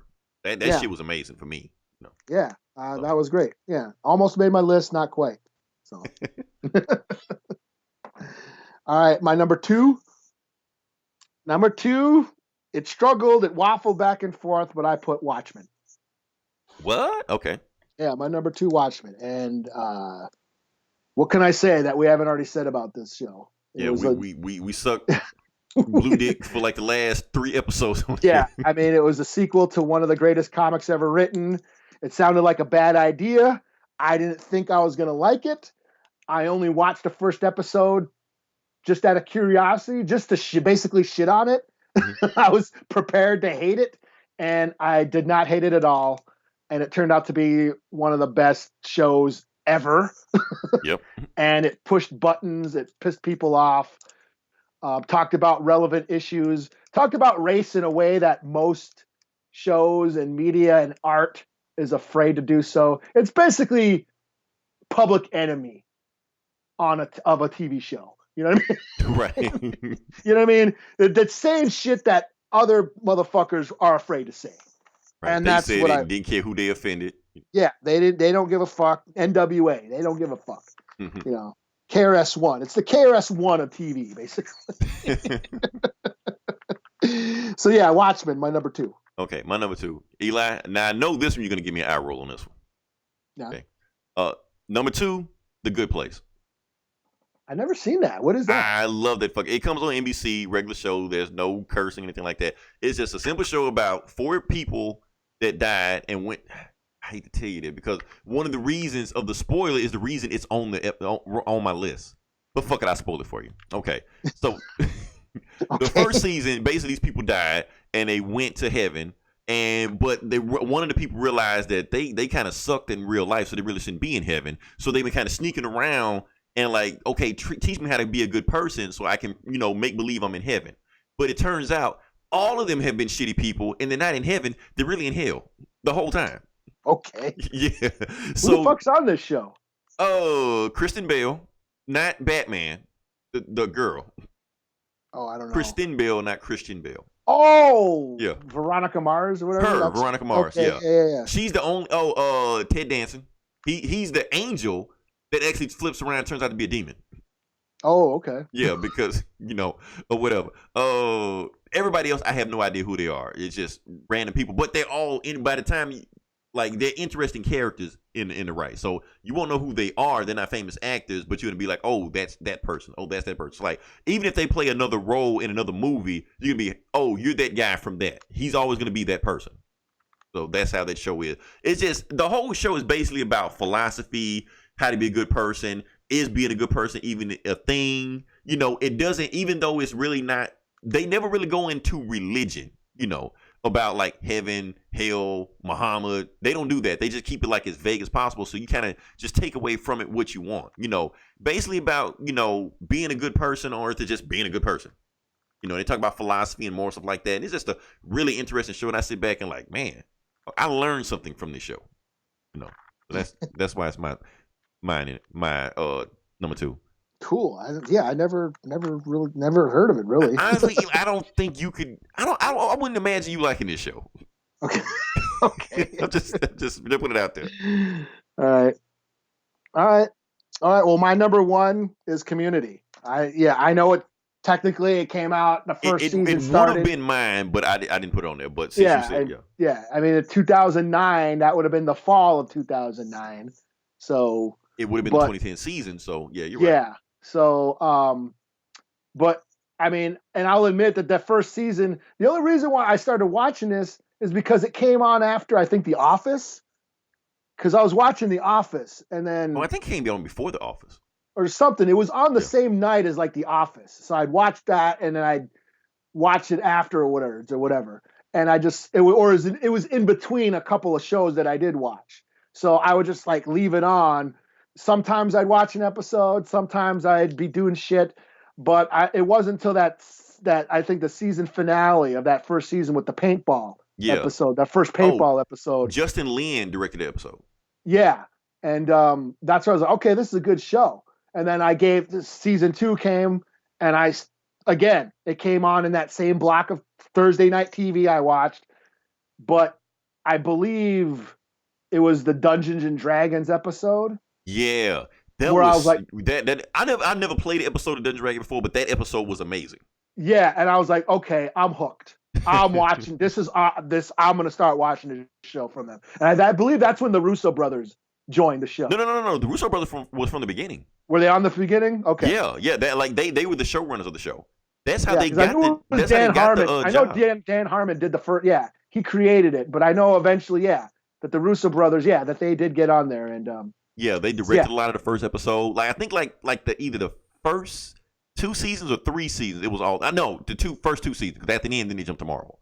That's how they got noticed. That's how they were looking like. Look at like that paintball episode in season 2.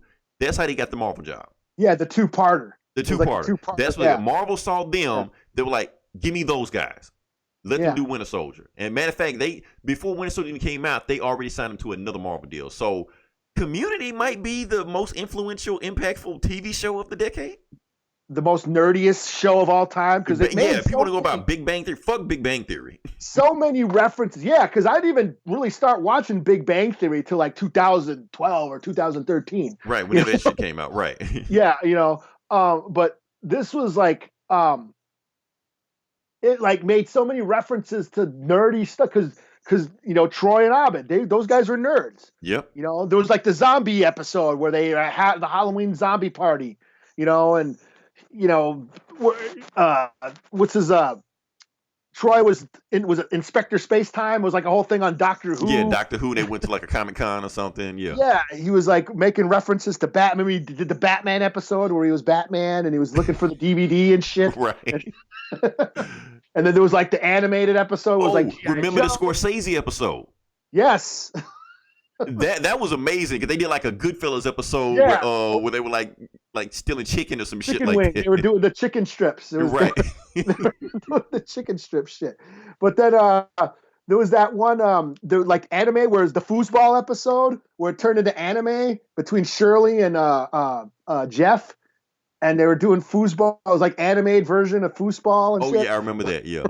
But so it was like one of the nerdiest shows of all time and it's sad that it was always struggling because then Harmon got fired and a couple of seasons kind of actually, it did wane towards the end because people started, Donald Glover or that's his name, Donald Glover, right? Yeah, not Danny Glover, Donald not Glover. Danny Glover. Yeah, Donald Glover left. Shirley ended up leaving, and some of the cast members they replaced some of them. But, Chevy Chase.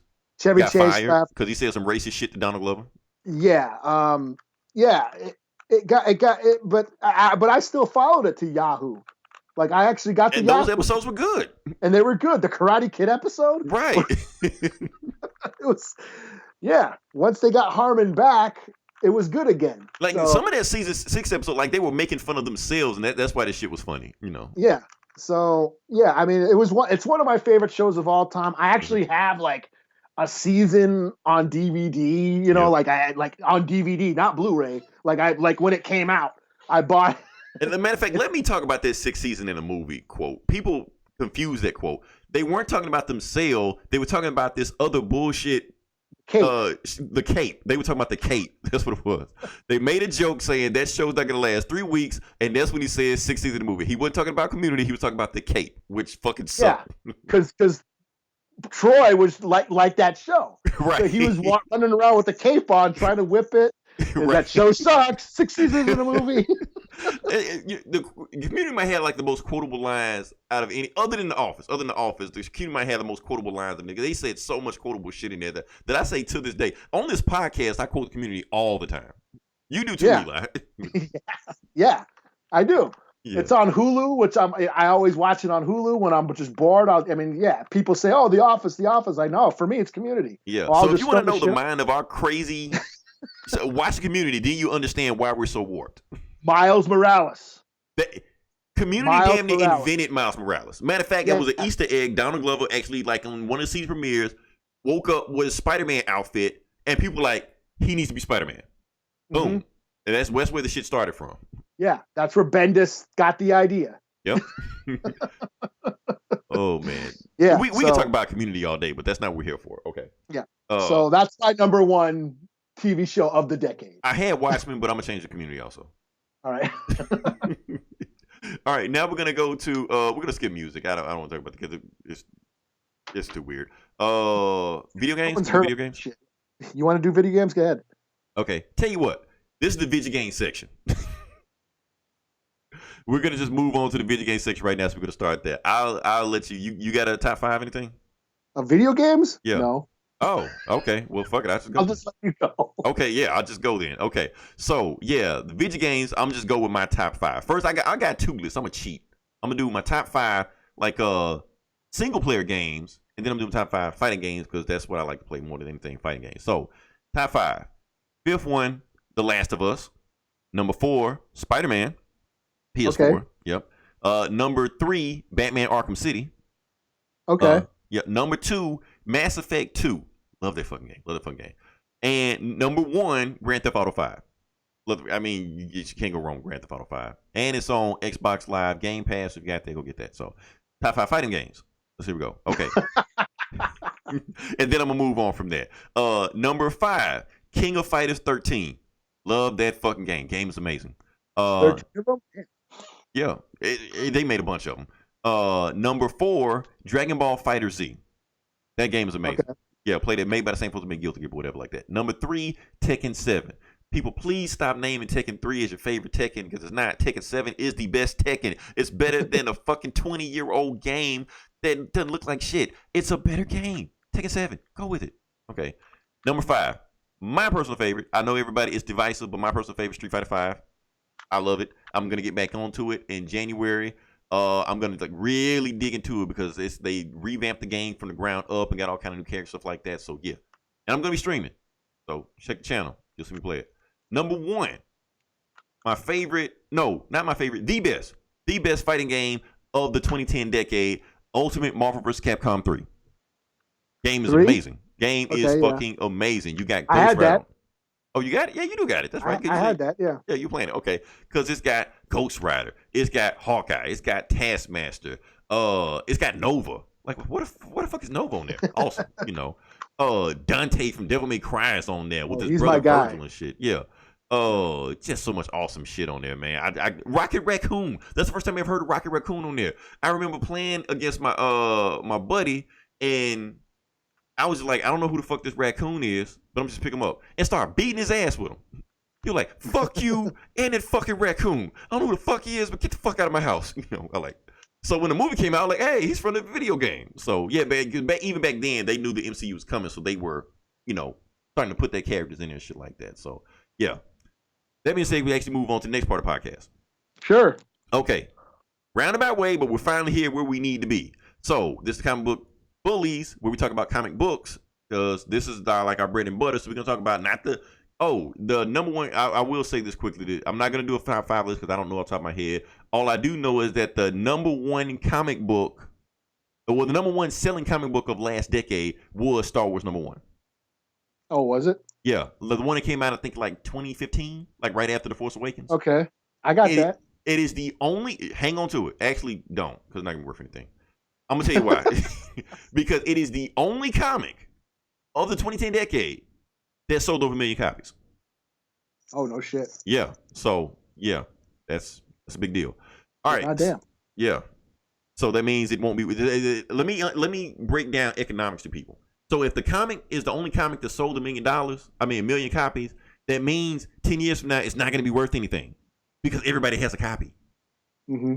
So don't think you're gonna, buy it and invest in it and send your kids to college. No, it's gonna probably be worth less money 10 years from now than it will be now. But hang on to it because I looked at it briefly and it looked like a great story. Oh, Jason Aaron wrote it. Yeah, he did. Jason Aaron is like a comic god now. So yeah. That being said, let's actually move on to the actual podcast. We're talking about comic books. We're gonna jump into it, and the book we're gonna start off with is X-Men #4. Eli, we're not gonna do the best comics of the decade. I mean, we can. Yeah, because we don't have to. We don't have to. I don't. Yeah, let's do it. Best comic books of the decade. Yeah, we can do it. I don't have a list. I'm just freestyle top of my head. But yeah, you can go first, and I'll get inspired. Well, I didn't put these shit in order, so I'm just gonna read everything. Okay, you go, and then I'll go. But like I said, Okay. this is not comic book like individual. We're talking about comic book storylines or graphic novels or trade paperbacks. That's where we're going with it. So yeah. Yeah. I'll do Murder Falcon because it was awesome. I talked about it, Murder Falcon. Mm-hmm. Scalped. Jason Aaron writing Indian shit, even though he thinks people in South Dakota talk like people in the South. Right, I'm like that culture appropriation, but I guess it's like Jonathan Hickman writing Black Panther. So it's him doing Thunderheart or doing like the stuff with Leonard Peltier. It's his version of that. Yeah. It almost made it. It was they were going to do a TV show, but they didn't. The pilot was never picked up, so now it's not going to be a TV show. Yeah, maybe a movie down the road. You never know. Yeah. I gotta say the Flintstones, those DC reboots of the Hanna-Barbera shit. Gomer, is that you? Flintstones, the first run of the Flintstones was really good. Okay. Dealt with a lot of issues, a lot of political commentary through Flintstones. I gotta say the Archie horror line. Never would have thought I would have got into Archie, but the only reason why I know of these characters is because of those horror books that the Archie put out. Afterlife, Jughead the Hunger, Sabrina, the Chilling Adventures of Sabrina, Vampiritica now. So I'm Archie horror. Vader Down, out of those Star Wars books, the Vader story was dope. It introduced us to Dr. Aphra. It introduced us to that just Vader. The Vader book was dope. Of course, Immortal Hulk. I keep fucking blowing that. James Tynion's detective comic run was awesome. It was basically X-Men in Batman. Witches with the Y by Scott Snyder. Awesome horror book. Got my #1 signed by Snyder just a couple months ago. Nice. Okay. I got Vision.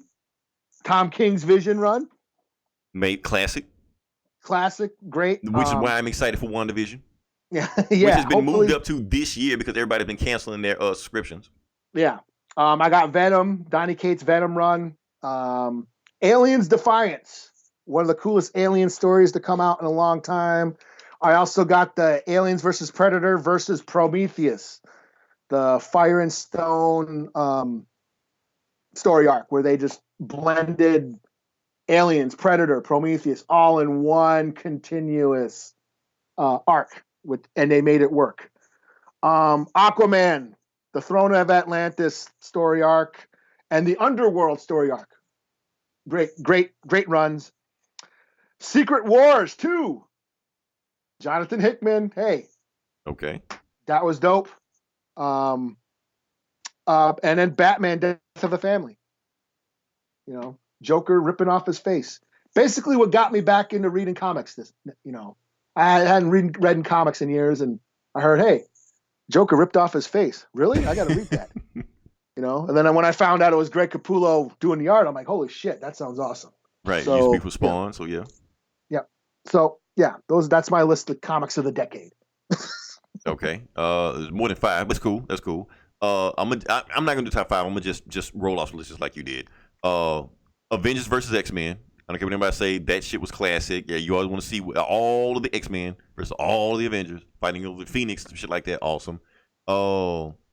Secret War. That's also on there. War, whatever you want to call it is. Matter of fact, actually, Jonathan Hickman entire Avengers run. The whole thing. The Avengers and New Avengers run, because the whole thing actually led up, because you have to read that to get the Secret Wars anyway. But in between then, you got all kind of shit. You got the Infinity, which part of Infinity War was based on. That's the first time the Black Order showed up. That was in the Avengers book. Time Runs Out. Just that whole run was awesome. Capullo and Snyder's Batman New 52 run. The whole thing. The whole thing. The whole thing. It was only 52 issues. Even Gordon in robot Batman suit. Okay. I didn't hate that. Though. I didn't hate it either. Yeah. I mean, people hate him just because it's different, but I was like, I want to see what Gordon does, And plus, he showed up again in one of those other Batman vs Superman books, and I was like, hey, it's Gordon, So I mean, I was happy to see him again. So yeah, I'm including all that whole run because it was just awesome, man. 0 Hour, all that shit, Death in the Family, Endgame. They had an in-game story in that one too. Court of Owls, that was fucking nuts. Court of Owls, yeah. Yeah. That first Justice League New 52, the one with Jeff Johns and Jim Lee. Just those first, that whole run sucked.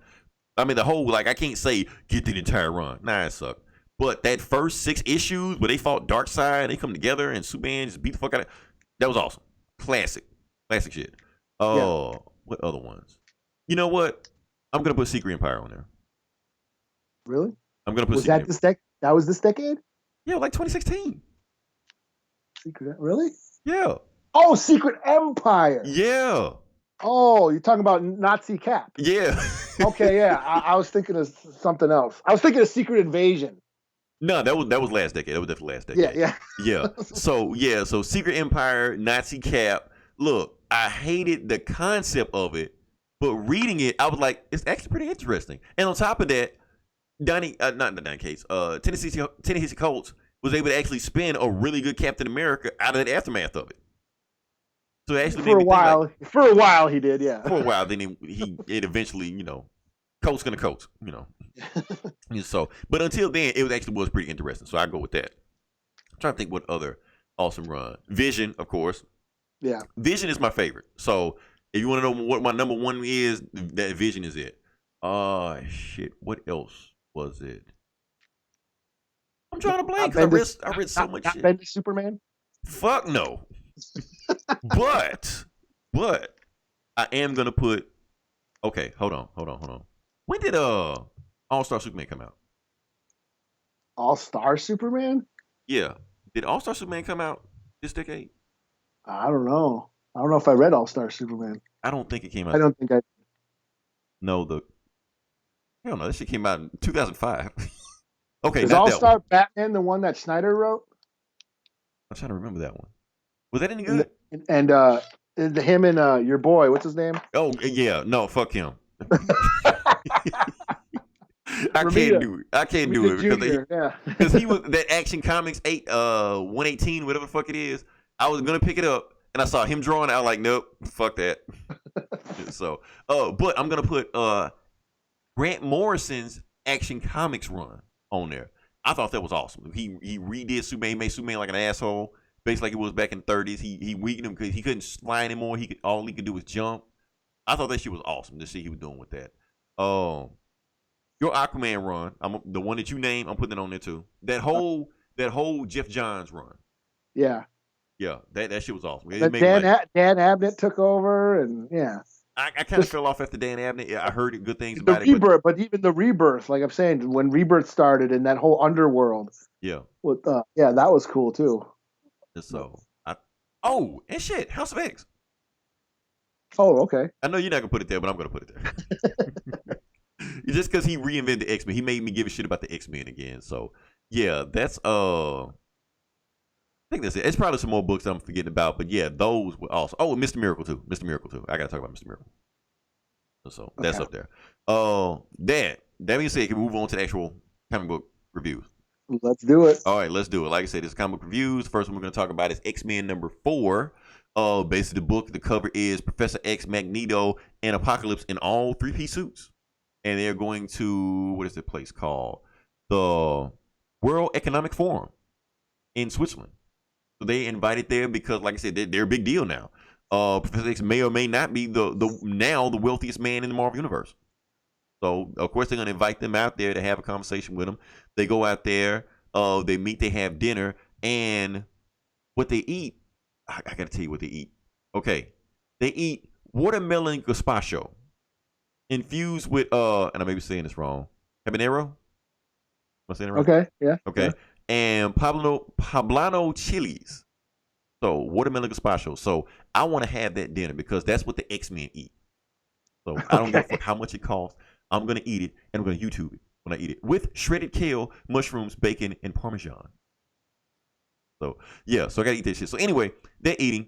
They have a good time, and people just want to. And people ask, okay, hey Magneto, hey Professor X, and they see Apocalypse. They like, do I call you Insubordinate? Like, you call me Apocalypse. You're human. You're not allowed to say my real name. I'm like, okay, And then they sit there, and basically the thing they're asking them is like, what do you plan on doing? What do you plan on doing with these drugs that you're selling us? What happen if you decide to start another war with us? And Magneto's like, haven't y'all realized that I've changed by now? Yes, a month ago I would have overtook your company, we lifted all your weapons off the ground and aimed them at you. I don't have to do that anymore because I'm learning from what you guys do. You guys don't do that, so I'm gonna do the same thing that you guys do. What we're doing with the mutant kind, we're gonna use your drug. You're gonna buy our drugs from us. You're gonna pay us a lot of money, and we're gonna turn around. We're gonna invest that money. We're gonna invest that money into your schools. We're gonna invest that money into your media. We're gonna invest that money into your politicians. So we're gonna control every influence that you guys have, and we're gonna be the main influencers on the planet. So if you guys try to do anything against us, you won't be able to do anything because those people that make all the decisions in the world, we're gonna make them, obsolete. So yeah, so humankind may still fear us and hate us when it's all said and done, but when we're done, they won't have any power to do anything about it anyway. So it doesn't matter. Everybody's like, wait, what the fuck? Like, yeah, the mutants are here. And then on top of that, the American ambassador is just like, well, what about, apparently the Americans were gonna send some assassins to come kill, Professor X, Magneto, and Apocalypse, but before they could do it, Cyclops and another mutant named Gorgon, I think he's like a Wolverine villain, but there's no X-Men mutant villains anymore. Cyclops takes out the top half, and Gorgon, since there's a rule that X-Men can't kill humans anymore, he doesn't kill them. He just chopped their arms off. Just to honor the deal. And yeah, Magneto was like, so y'all either give it the program or that's it. We're eventually gonna take over. Y'all tried to assassinate Professor X, that's why he's really pissed right now. So he's the calm one. But eventually, y'all got to get with the program. So stop trying to kill us. Stop trying to assassinate us. You just accept it that eventually we're going to take over. So they finish eating their watermelon gazpacho, and they leave, and that's it. So, yeah. Awesome-ass book. I know I ran through it because it's very, very dense. I want to give it a 5, Eli. I really want to give it a 5. Oh, damn. But I can't because I read a better book this week. I'm going to get a 4.5. Oh, okay. Yeah. Okay. Only because if it was any other book, any other week, I would have gave it a 5. Yeah. All right. My turn. Mm-hmm. I guess I'll go with Punisher Soviet number 3. Okay. So Punisher is after this Russian mob boss, but it turns out every time he tries to go hit him and his crew, somebody already did it. Someone already killed these guys and fucked him up and shit. And he finally meets the guy, this Russian dude. And basically, this issue is him telling him and Frank are kind of hanging out, and they're telling him the Russians like giving him his backstory. He's telling him how he fought in the Afghanistan war, and his squad got like ambushed, and that he may have gotten ambushed by the mob boss that they're after. And that's why this Russian dude's after the same guy Frank's after. So that's about it. It's just a backstory into the Russian guy, the Russian hitman's life and his time in the war. And it's Garth Ennis, so it gets really violent. It's gory. And it's cool. 4 out of 5. Okay, cool. Next book I have is... Oh, yeah. Thor, number 1. I did not read this. Yep. Donny Cates, y'all. Donny Cates. Almost did. Because Donny Cates' name was on it. So, yeah, let me just jump into what's going on with this book. Okay, so the book actually starts off with like a really biblical saying, like, lo, in the beginning there was darkness, and then there was lightning, and then he said, let there be thunder. It was like really, but basically what it is this Thor is just throwing Mjolnir through all the 10 realms. Not 9 realms, it's 10 realms, because they added one. I'm not going to name all, I can't remember all them damn names. I'm going to try. Okay. Off the top of my head. Vanaheim, Alfheim, Muspelheim, Swallow, the Dark World. You know that one. Niflheim, that's hell. That's where Hela runs. Heaven, which is the 10th realm, they added. Asgard, of course. I probably ran some other ones. And Midgard, of course. Jotunheim. Jotunheim. Shit, how did I forget Jotunheim? The Frost Giants, yeah. Okay, so he's throwing the hammer all through the 10 realms all the way to Midgard. And when you get to Midgard, it goes all the way to Manhattan, and you see the Avengers fighting some what Coates Case in the back of the note said he calls it a Kirby monster. You know, so basically, the Avengers are fighting this monster, having a hard time with it, and then Mjolnir just goes right through the middle of it, just kills it automatically. They're like, wait, what the fuck? And then Tony looks at the hammer. He like, you know what? Anybody got a Sharpie? You know, with this shit-eating grin on his face. So Thor calls the hammer back to him, and when he gets the hammer back, he sees written on his hammer. Hold up, let me not fuck this up. Nice shot. Enjoy your retirement. Now, this has already been memed. So basically, people is like, Tony, and you got a Sharpie? And then when Thor grabs the hammer, there's already been people reading like, yeah, this fucking comic sucks. You know, or some shit like that, you know.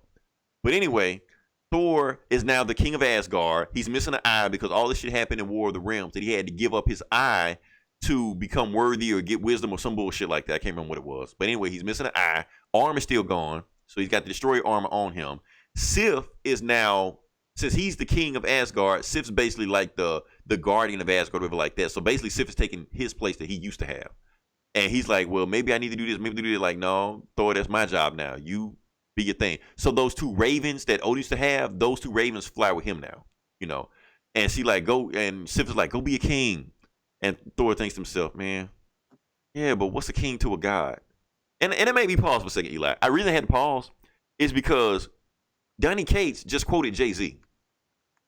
Oh, yeah? Yeah, he made Thor quote Jay-Z. That's a line. What's a mob to a king? What's a king to a god? What's a god to a non-believer? I just find it interesting, like, okay, that's weird. But anyway, back to the story. Thor is sitting in there. So Thor actually has a real name. Thor's name is Thorazaz. You ever heard of that? Thorazaz? No. Yeah, Thorazaz. That's his full name or something? I don't know. It's a thing. Anyway, he's got this rune symbol that kind of look like a P that's over his like throne area, whatever like that. So anyway, Asgard is rebuilt because Yggdrasil, I know I might have fucked that name up, whatever like that, but Yggdrasil rebuilt Asgard and stuff like that. So he's supposed to give this speech tomorrow. But before he can give the speech, it starts snowing. You're like, wait, snow in Asgard? That shit doesn't happen. And it starts snowing, and all of a sudden, Galactus falls out of the sky and just crashes in front of everybody. Galactus is fucked up. He got goo all over him, and he's missing an arm. Like, wait, okay. Who the fuck did this shit to Galactus? And Galactus, because he's Galactus, he's filling a bunch of Asgardians, so he killed like a bunch of Asgardians. So Thor was just like about to fuck him up, like, Galactus, what the fuck are you doing for Asgard? So he starts, you know, lighting up Mjolnir, getting ready to smash the shit out of him. And Galactus is like, no, Thor, don't hit me, don't hit me. They're like, wait, what? They're like, okay. And Thor just collapses and just passes out. Galactus, you know, just passed out. He like, what the fuck has happened? So they make a more, you know, a funeral for all the dead Asgardians that Galactus fell on and shit like that weeks later. And Thor has a conference call with all of Galactus' heralds. They show up. And he just cussing the fuck out like, what the hell is Galactus doing in my realm? What is he doing here? And one of you better have answers. And everybody like, I don't know what the fuck you talking about, Thor. I don't know. And one person steps out that knows the answer to it. And it is Norrin Radd, a.k.a. the Black Surfer. Okay, remember Donny Cates' run, right? Yeah, Silver Surfer Black. Yeah, so he's all black now. Just like he was in that Thanos run where he was all black, the chosen one, the fallen one at the end. Matter of fact, I think he even had Mjolnir at the end of that book. But anyway, that's another time for another story. Silver Surfer's here. He knows exactly what the hell is going on. He like, look, what fucked Galactus up is that, okay, everybody knows Galactus' story about that. It was an old universe. The Big Bang happened, and he's the only survivor of the Big Bang, and he became Galactus. Well, we know what that Big Bang was. It was called the Black Winter. That's why it started snowing when Galactus hit the ground, because he also called, what would he call it? The Solar Purge or Star Purge. It's called a Star Purge. So apparently, Galactus went through this again. That same Big Bang that fucked him up the first time, he went through it again and saw it, and that's what killed him. Oh, well, almost killed him. He's not dead, but he's like really fucked up. So Silver Surfer and Silver Surfer basically telling him that Big Bang that killed the old universe is coming again. And the only person that can stop it is Galactus, because he's the only person that survived it. So what we need to do is make Galactus more powerful than he's ever been before in order for him to fight the Black Winter. How do we do that? Well, there's these 6 planets that if Galactus eat these planets, these specific planets, he'll be more powerful than he's ever been before. And I've intentionally, up until this point, has hidden these planets from him that he couldn't eat them. But now we have no choice. He's got to eat these planets. Like, okay. So Thor is just like, well, you ain't going alone, Surfer. I'm coming with you. And Surfer is like, I'm gonna be. Don't worry, all the other heralds like Cosmic Ghost Riders there and shit like that. He like, y'all chill. I will be Galactus' personal herald on this to show him these planets, and we'll escort everybody off the planet first before we feed him to Galactus. Like, okay, cool. So, now Galactus is walking up again, and he's walking in front of Thor, and Thor is like, Galactus, kneel. You're like, Galactus, like, okay, my bad. So he kneels, and then he reads Silver Surfer's mind. He like, so Surfer, you been holding these planets for me the whole time and didn't tell me about them? Like, I'm impressed. Like, yeah. So we're gonna go to these planets and we're going to evacuate everybody, and all you have to, and then you can eat the planets. You ready to go, Galactus? Galactus like, no. Like, wait, what do you mean no? Yeah, I'm not going with you. Because when I saw the Black Winter, it showed me the form of what my death will be. The first time when I was immortal, I couldn't comprehend what I was seeing. But the second time it did it, I saw exactly what it was. And you know what killed me? It was Thor. And he points out, he's like, wait, what? Yeah, that was the what I saw. So what I'm gonna do is make sure that shit didn't happen again. So he raises his hand at Thor, blasts him. But while he blasts him, he like, we're gonna go to these planets. I'm gonna eat them, but I'm gonna make sure when this shit is over and I fight the Black Winter, I'm gonna make sure Thor doesn't get out of line. Now rise, my herald. And now Thor is a herald of Galactus. Oh, okay. Yeah. So awesome story. Loki did some bullshit in there too. I'm just interested to see where this shit goes. Oh, and Thor has that P on his chest now, like Superman or whatever. I thought it was gonna be like, no, fucked up Galactus or some shit. No, I mean that's the thing. Like, Donny Cates is writing one story. That's the now maybe Venom hasn't tied into this shit yet, but you know it will. Yeah, you just got to give it time. So yeah, this book I'm giving it a 5 out of 5. I'm giving it a 5 out of 5 just because the art is there. Donny Cates wrote the shit out of this. It's a awesome Thor story again, especially how it's basically like it's a play off the Odyssey, and plus there's so many biblical references in it. Even though we're talking about Norse mythology, I'm about to say that Vikings would be pissed off if they hear about that shit. I know, but it's definitely a lot of biblical references in there because he's making them like a god, So Thor's not fucking around in this book. I'm waiting to see what happens in the next issue. And it seems like the next issue, they show one panel of it, and Thor is fighting Galactus as his herald. Oh, no shit. Yeah. So that's all I got. Okay. I guess I'll do, so I did a Star Wars book? Go ahead. Oh, and I read it. Oh, did you? Yeah. You can't have all the fun. Star Wars #1? You had too much fun reading these Star Wars books. So I'm like, fuck it, I'm going to read it too. Star Wars #1 again. Mm-hmm. So this basically happens right after the events of Empire. Mm-hmm. And we're going to fill in the blanks between Empire and Jedi. And Luke is all fucked up. He got his hand chopped off. All depressed and wondering if after being defeated by Vader and finding out Vader's his dad. And lied to by the Jedi. Yeah, is he good enough to be a Jedi, or is he going to go dark? Meanwhile, the Rebel Alliance is still on the run from Hoth, and they're trying to get out. There's an Imperial blockade kind of blocking them from escaping, and they doesn't Luke like use the Force and like fuck somebody up? Yeah, like all the TIE fighters, because he was going to shoot him, but he's only got one hand, so he can't use the gunner. Yeah, so then he uses he does some Neo shit and uses the Force to fuck up the TIE fighters. Yeah. And I think that's about it. Poe Dameron's parents are in there. Yeah, Poe Dameron's parents are in there. Yeah. I thought, I was kind of like, I've been here before.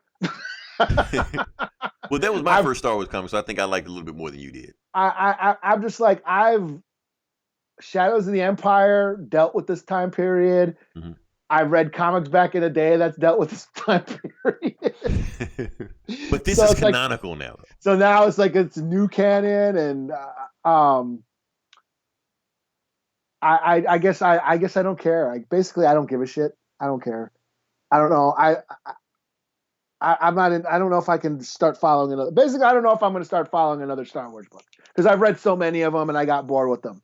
And this is just like we're going and retreading old history again, only rewriting it again. And yeah, I mean, if there's new insights to Luke's character, cool. I just don't really care, I guess. So for me, it's just a 3 out of 5. I don't know if I'm going to read number 2. So yeah. I'm probably won't either. One thing I didn't like is Lando's characteristics on there. I thought he acted like a bitch. Oh yeah. They're dealing with that. Like he's not part of the Rebel Alliance yet. Right. I mean, they trying to make it seem like he threw him but at the same time, Lando had to make it like if you watch the movie, he had to make a decision between like his planet and some dude he never met before, Luke Skywalker. But they're trying to make it seem like he's some selfish bastard like that. Like, no, he was actually protecting more people than you have, and plus Vader was leaning on him. Yeah. You know. Yeah. But in here they just made him like a bitch, like, oh, we gotta watch him otherwise he's just gonna run on him. Like, nah, he's not even that guy anymore. But whatever. And I thought it was pretty cool, Luke fucking up those TIE fighters and they doing the bombing run on the ship, stuff like that. That bad guy was cool. What's her name? Dora? Oh, that new Imperial commander or whatever. Yeah, like she gonna manually shoot the shit and like stuff like that. So yeah.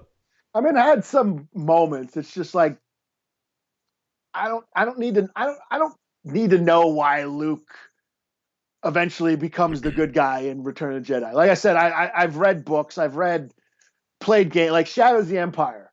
You know. Yeah. And plus, this whole thing is a retcon anyway because they didn't make a pit stop anyway before they got to the line. So we're not allies. We're not even out of Empire Strikes Back the movie because at the end of Empire Strikes Back the movie, Luke has got a new hand and Lando and Chewie are taking off in the Falcon to go look for Han. So we're not even there yet. Right. So I mean, you got to have some kind of story. So they got something that hopefully they will find some way to maybe tie this into like the new movies. Maybe. Yeah. I don't know. Yeah. I don't know. Charles Soule writing it.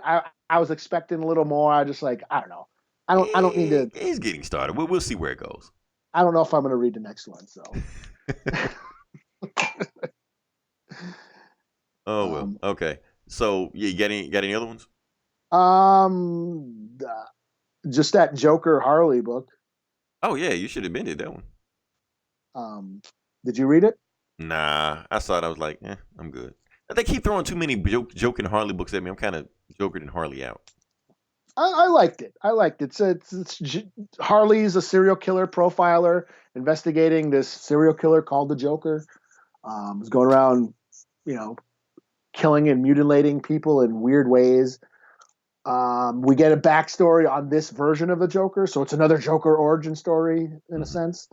A little bit more of him, and just her investigating. It's just I'm not a Harley Quinn fan, so I don't care. But I like this version of her. She's just a hard-boiled detective. That's what I'd like to see out of the Batman comics. Is just a good old-fashioned hard-boiled detective story. I guess because that slows the pacing down of the books, so that's why they don't do them. Because you read those old, 70s Neil Adams books, Denny O'Neil books, I read like a couple on DC Universe. All that shit is in there. Yeah. Like, they go deep into that shit, and they just don't fool with that shit nowadays. Well, just lately, I'm getting just burnt out on the whole multiverses and multiple Batmans and Batman Who Laughs and Barbados and universes colliding and shit. And let's just take it back to the streets. You know what I mean? Right. Everybody who laughs and shit. Yeah, I'm just kind of getting burnt out on that. So and even though Batman's not in this book, I enjoyed the story. It's just a serial killer mystery. So I'm into it. They haven't lost me yet. I'll probably read the next one just because I'm into it. And the art's awesome. So same guy from the Damn book, right? Batman Damn. Is it the same guy? I don't know. I thought maybe it's not. Maybe it's not. I thought it was the same artwork. Maybe I'm getting confused with somebody else. But it reminds me of those photorealistic, kind of like the the Punisher Bradstreet covers. Yeah. Kind of like that. Very photorealistic artwork. So. Nice. Okay. Yeah. And then the other book I read was Detective Comics 1018. Some Viking. This is if this came out a couple weeks ago, it would have been cooler because it deals with Christmas. Yeah, it would have made Scandinavian and shit like that. Maybe it was supposed to, and it just didn't have a chance. Yeah, and there's this Viking going around killing people and hanging their body parts on Christmas trees because Vikings are like Yuletide and Yule, that all the Viking or the Christmas traditions that we're known for, Christmas trees and ornaments and shit, and Yule logs. That's all Viking Norse traditions. Yep. So this Viking is going around on Christmas in Gotham killing people, and Batman's sort of investigating. There's some cool parts because Alfred's dead, so he's dead, and this is Bruce's first Christmas without him. So there's some cool, very touching moments in that. Where Bruce is like, "Damn, Alfred's not here." So, but I give really that gonna a 4. follow through with that. Okay. Yeah, so I give that a 4 out of 5, and I think that's about it. Oh, I read that Hawkeye too, but I don't care. Okay. Go listen to Comic Cast. They'll talk about it. Oh, yeah. We got to promote Comic Cast, man. Yeah, because they actually wore one of our shirts on there. Did they? Yeah. I didn't get a chance to order any of those shirts. I want a hoodie. We've been doing a really shitty job. We don't even promote. Other podcasts do a better job promoting our merchandise than we do. So, yes, if you've been listening this long, yes, we have merch. We're going to do a better job in doing the merch. We're going to put links up. We're going to start wearing it ourselves, Yeah. And we're going to start promoting it. So if you want to get one of our shirts and hoodies and whatever else we have, definitely follow the website, Facebook page. We will give you information on where to find that stuff because, hell, I might need to talk to Boogie to see where he got it from. Yeah. And definitely if you listen this long, definitely like, share, subscribe. We have other podcasts. This was the Comic Cast. Like I said, they did reviews. Also listen to This Geeks and Comics when we come out. Hoodoo TV. Instruments of Destruction. Did I say it right? I did. Okay. Talking Balls. Wrestling Council. I'm missing one. What am I missing? Geeks Have. Did I say y'all? You did now. Okay. There we go. I may have missed another one. Whatever. Yeah. Like I said, next week we'll have a regular show. Show. Yeah, if we're still here. Like I said, I'm trying not to do the memes, but they're saying you can't get impeached for a 2020 election if there's no 2020. There you go. Yeah. And hey, Iran, just to let Iran know, man, Trump don't even want my ass in this country, so it ain't my fault. Right. Like we don't like him either. Shit. Yeah. Don't bomb the White House. Bomb the golf courses. Yeah, us minorities, Trump don't even like us. He don't even want us around. So right. Oh shit. Yeah. So, like I said, if we're still here and we didn't bomb Baghdad, until next time, it's Leroy. This is Eli. We'll talk to you guys next week. Same bullet time, same bullet channel.